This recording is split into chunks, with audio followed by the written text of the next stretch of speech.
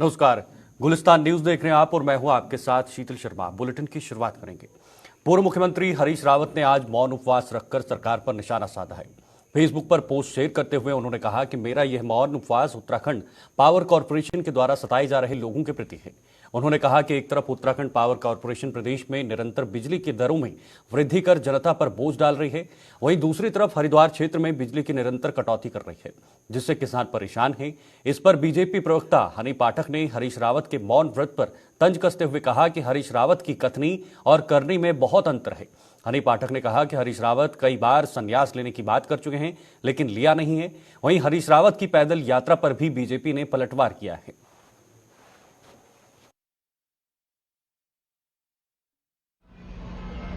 मेरा ये मौन व्रत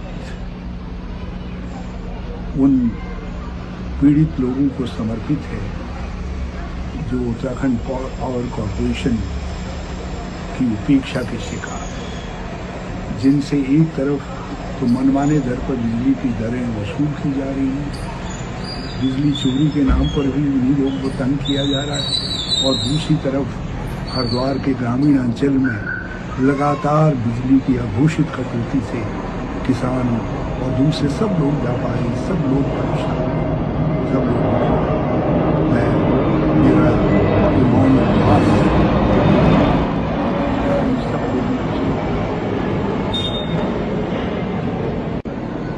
आपसे प्रार्थना है कि विद्युत विभाग को सद्बुद्धि दे, लोगों का कष्ट दूर। हरीश रावत जी के बारे में मैं ये कहना चाहूंगी कि कथनी और करनी में इनके बहुत डिफरेंस है। इससे पहले वो एक बार कहे थे कि मैं संन्यास लूंगा, लिए नहीं, मुंह की खाई। अब दोबारा ये जगह जगह थोड़ा सा 4 कदम पैदल चलने का नाटक करते हैं, कभी ये मौन व्रत धारण कर लेते हैं। मैं इनको ये कहना चाहूंगी कि मौन व्रत धारण करने से अच्छा है कुछ बोले और अच्छा बोले, अपने अनुयायी जो इनके नेतागण हैं उनको समझाएं, इनकी ही बात समझ में आएगी और शायद सारे इनके नेतागणों को सद्बुद्धि आएगी। और दूसरी बात मैं ये कहना चाहूंगी कि सिर्फ ये अभी कभी तो ये उत्तराखंड में कहते हैं कि सब जगह पे भ्रष्टाचार है, ये है वो है, सब लोग त्रस्त हैं, सारी उत्तराखंड की जनता त्रस्त है, और कभी ये सिर्फ हरिद्वार में जाकर हरिद्वार का फोकस करते हैं कि हरिद्वार की जनता त्रस्त है। तो पहले समझे बुझे, इतने बड़े और वरिष्ठ पदाधिकारी होने के बावजूद ये इस तरह का बचकाना बयान दे रहे हैं, हास्यास्पद बयान दे रहे कि हाँ सिर्फ हरिद्वार की जनता त्रस्त है। मैं इनसे ये पूछना चाहूंगी कि हरीश रावत जी कुछ बोलते समय कुछ सोच कर बोले तो आपकी शायद मजाक ना बने, इसलिए कुछ बोले, अच्छा बोले। मौन व्रत जब धारण कर रहे हैं तो मौन व्रत सिर्फ इस चीज के लिए धारण न करें, इस चीज के लिए धारण करें कि मैं कुछ फालतू ना बोलूं। अयोध्या में श्री रामलला के प्राण प्रतिष्ठा समारोह को लेकर पूरे देश में भक्तों में भारी उत्साह नजर आ रहा है। उत्तराखंड में भी जगह जगह कार्यक्रम आयोजित कर लोग जश्न मना रहे हैं। देहरादून में बीजेपी महानगर की ओर से भव्य शोभा यात्रा निकाली गई, जिसमें मुख्यमंत्री पुष्कर सिंह धामी मुख्य रूप से शामिल हुए। इसके अलावा शोभा यात्रा में सांसद और विधायक भी शामिल हुए। बीजेपी महानगर अध्यक्ष सिद्धार्थ अग्रवाल ने बताया कि अयोध्या में भगवान राम के प्राण प्रतिष्ठा समारोह को लेकर लोगों में काफी उत्साह है और भारी संख्या में लोग शोभा यात्रा में शामिल हुए हैं। उन्होंने कहा कि पूरे देश की तरह उत्तराखंड में भी लोगों में उत्साह का माहौल देखा जा रहा है।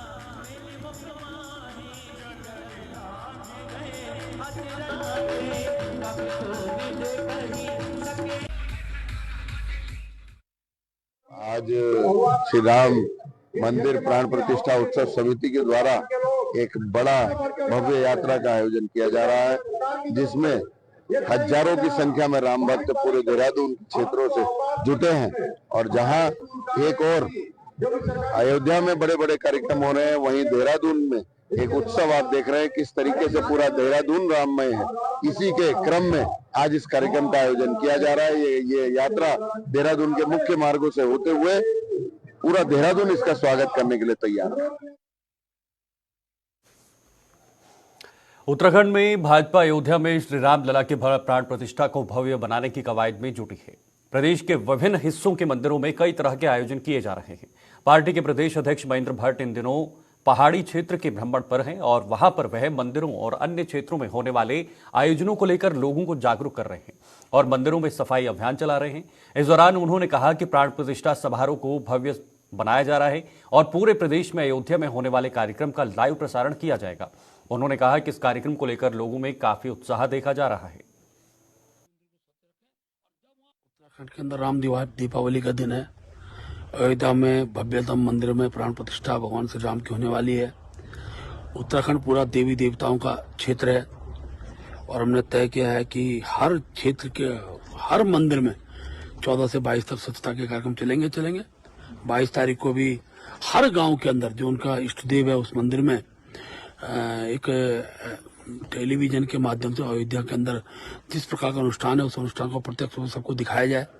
जब अयोध्या में आरती हो तो उस आरती में या उस मंदिर में भी आरती हो जहाँ पर वो दिखाया जा रहा है, भोग लगे और भजन कीर्तन के कार्यक्रम प्रातःकाल से जगह सब मंदिरों में चलेंगे। और मुझे खुशी है कि आज हम लोग जो नागपुर पट्टी का प्रसिद्ध मंदिर नागनाथ मंदिर है उस मंदिर में मेरा आना हुआ है और ये मंदिर पौराणिक मंदिर है और यहाँ से मैसेज के आसपास के गांव देवस्थान है, देवर है, वहाँ की सब बहनें होते हैं यहाँ पर जागरण के कार्यक्रम करेंगे। और मुझे खुशी इस बात की भी है कि यहाँ के पूज्य संत महाराज जी ने कहा कि उस दिन सबका यहाँ पर भंडारा भी होगा, तो एक अच्छा कार्यक्रम यहाँ पर रहेगा। 22 जनवरी को अयोध्या में राम मंदिर प्राण प्रतिष्ठा को लेकर विकास नगर बाजार में भव्य शोभा यात्रा निकाली गई, जिसमें हनुमान जी की झांकी आकर्षण का केंद्र बनी रही। वहीं पूरा शहर राममय हो गया। शोभा यात्रा गीता भवन से शुरू होकर डाकपत्थर रोड तिराहा से होते हुए गीता भवन वापस पहुंचकर संपन्न हुई। वहीं शोभा यात्रा का स्वागत करने के लिए विकास नगर के विधायक मुन्ना सिंह चौहान भी मौजूद रहे। शोभा यात्रा में कई प्रतिष्ठित लोग और व्यापारी भी शामिल हुए।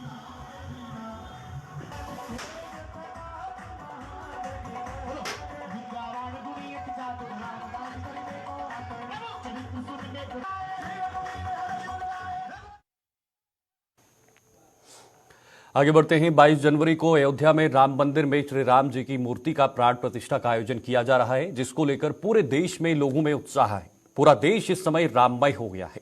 इसी क्रम में उधम सिंह नगर के जसपुर के पूरनपुर गांव में भव्य शोभा यात्रा का आयोजन किया गया, जिसमें भारी संख्या में महिलाओं और पुरुषों ने बढ़ चढ़कर हिस्सा लिया।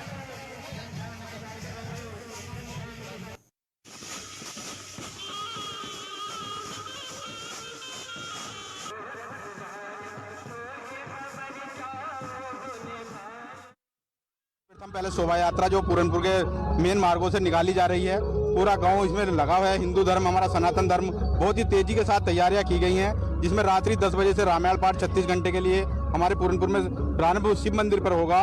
उसके बाद जो है समापन 22 तारीख को 8 बजे होगा। उसके बाद 5 कुंडी गायत्री का जो रखा गया है रामलला जी की प्राण प्रतिष्ठा के लिए, जो दोपहर 1 बजे तक संपन्न होगा। उत्साह पूरी तरह राम में हुआ, सारा कुछ वृद्ध, बच्चे, यंग, युवा सब राम में हुए और विभिन्न प्रकार की झांकियों के द्वारा भव्य यात्रा आज पूरनपुर में हम निकाल रहे हैं भगवान श्री राम की प्राण प्रतिष्ठा के उपलक्ष्य में। और यहाँ पे अब देख रहे हैं अब 500 से भी ज़्यादा व्यक्ति, 500 से भी ज़्यादा भक्त आज पूरी तरह राम में होकर के बहुत ज़्यादा उत्साहित होकर के इस यात्रा को सफल बना रहे हैं।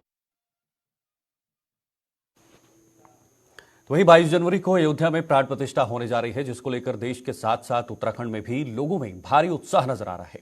श्री राम लला की प्राण प्रतिष्ठा को लेकर देहरादून के व्यापारियों में भी भारी उत्साह नजर आ रहा है। शोभा यात्राओं के स्वागत के लिए व्यापारियों द्वारा बाजारों को सजाया गया है।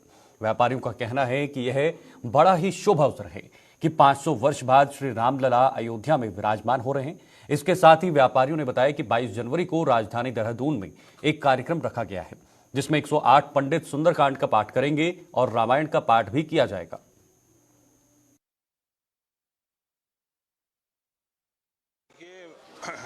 पहली बात तो कोई शब्द ही नहीं है। 22 तारीख को जो कार्यक्रम और भव्य राम मंदिर का जो निर्माण हुआ है और जो उसकी प्राण प्रतिष्ठा है, उसके लिए हमारे किसी के पास भी शब्द नहीं है, क्योंकि ये हमारी हिंदुओं की आस्था भावना सबसे जुड़ा हुआ है। और मैं कह रहा हूँ हर व्यक्ति इसको अपनी आस्था से जोड़कर मना रहा है भव्य तरीके से। और व्यापारी वर्ग भी बहुत उत्साहित है। अभी जिस प्रकार से माननीय मुख्यमंत्री जी के उस पर सानिध्य में ये रैली आज राम राज्य उस पर निकली है, उसमें भी इतना उत्साह था। व्यापारियों में बढ़ चढ़कर हिस्सा लिया उसके अंदर और हर जगह जगह पर पुष्प वर्षा करी। और इसी प्रकार से जो 22 तारीख को हम लोग भी एक कार्यक्रम करने जा रहे हैं, जो समस्त व्यापार मंडल की तरफ से होगा और उसमें सभी व्यापारी गण आपके माध्यम से हम आमंत्रित भी करते हैं। कि सभी लोग उसमें उपस्थित रहें। और वो कार्यक्रम रहेगा इस प्रकार से, मैं थोड़ा सा आपको विस्तार में सब बता देता हूँ कि उसमें 108 ब्राह्मण रहेंगे। उसके बाद जिस प्रकार से राम मंदिर अयोध्या में प्राण प्रतिष्ठा हो रही है, उस प्रकार से हमने एक स्टैच्यू बनाया राम मंदिर का। और हम ये भी चाहते हैं कि जो लोग अयोध्या नहीं जा पा रहे तो उनके जो राम मंदिर के दर्शन है वो यहाँ भी आके कर सकते हैं। 22 जनवरी का जो दिन है वो एक ऐतिहासिक दिन है। हमारे सनातन धर्म में ये दिन अंकित हो गया है और ये हमारे हिंदू धर्म के लिए एक बहुत ही हर्ष का विषय है कि आज पूरा देश दिवाली की तरह मना रहा है इसको, है ना। और हम आज जो रैली निकली है माननीय मुख्यमंत्री जी के सानिध्य में, बहुत अच्छी रैली, सफल रैली निकली है और यात्रा कह सकते हैं इसको, यात्रा ही कही जाएगी। और ये बहुत सफल यात्रा निकली है। और इसी तरह हमारा भी हमारा व्यापार मंडल का जो आयोजन है 22 जनवरी को सुबह 8 बजे से लेकर 3 बजे तक का, जिसमें भंडारा का वितरण होगा और व्यापारियों का पूर्ण रूप से सहयोग मिला है चारों तरफ से। और बिल्कुल बाजार इस तरह सजा हुआ है। मेरी तरफ से सबको जय श्री राम। जैसा कि आपने कहा, युवाओं की तरफ से मैं पहले तो सारे व्यापारीगण और जितने भी हमारे युवा व्यापारी हैं और मेरे युवा साथी हैं उन सबसे ये अपील करता हूँ कि जैसे कि 22 तारीख को प्राण प्रतिष्ठा का कार्यक्रम हो रहा है, सो हम भी बहुत भव्य रूप से देहरादून में उस कार्यक्रम को बना रहे हैं, क्योंकि बहुत हर्ष और विलास का माहौल चल रहा है। सबके अंदर, सारे सनातनी, सारे हिंदू लोगों में एक अलग ही उत्साह देखने को मिल रहा है। तो वो उत्साह युवाओं में भी मिल रहा है, क्योंकि हमने भी अपने दादा दादियों से सिर्फ कहानियाँ सुनी थी कि आज से 400-500 साल पहले कैसे हमारे सनातन धर्म को मुग़लों द्वारा, जब वो अफ़गानिस्तान से कब्जा हुआ, हिंदुस्तान में घुसपैठ हुई मुग़लों से, तो कैसे हमारे सनातन धर्म को डैमेज पहुंचाया गया। तो हमने सिर्फ यही देखा कि सिर्फ हमारे मंदिर तोड़े गए। आज 500 साल बाद ऐसा इतिहास आ रहा है और वो हम बहुत लकी पीढ़ी हैं कि हमें सिर्फ वो देखने का मौका मिल रहा है कि कोई हमारा इतना प्राचीन, इतना भव्य हमारे रामलला का मंदिर बन रहा है और रामलला जी 22 तारीख को वहाँ विराजमान होंगे। तो इससे बड़ी खुशी का मौका पूरे वर्ल्ड में हमारे सनातनी भाइयों के लिए और सनातनी लोगों के लिए नहीं है।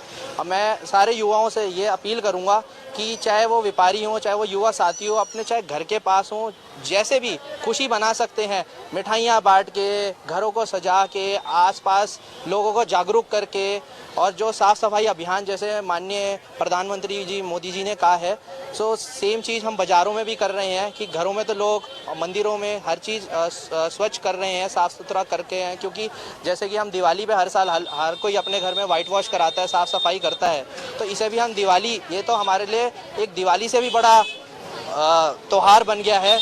मैं इस विषय को इसको इस रूप में देखता हूँ कि हमारी 500 साल की प्रतीक्षा समाप्त हुई है और कितनी पीढ़ियों ने बलिदान दिया है, और आज साक्षात हमें भगवान राम के, ऐसा लग रहा है कि आज हमारे सामने भगवान राम साक्षात खड़े हैं। और इस अवसर को मैं बहुत ही ऐतिहासिक